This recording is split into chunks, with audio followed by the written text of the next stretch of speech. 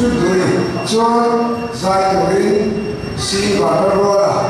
cần số về thua cô đã sao được điều rồi để ủng hộ si rồi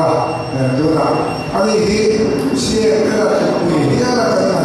cái này si để chọn cái này là cái này là tôi là hai đứa mình sẽ để xem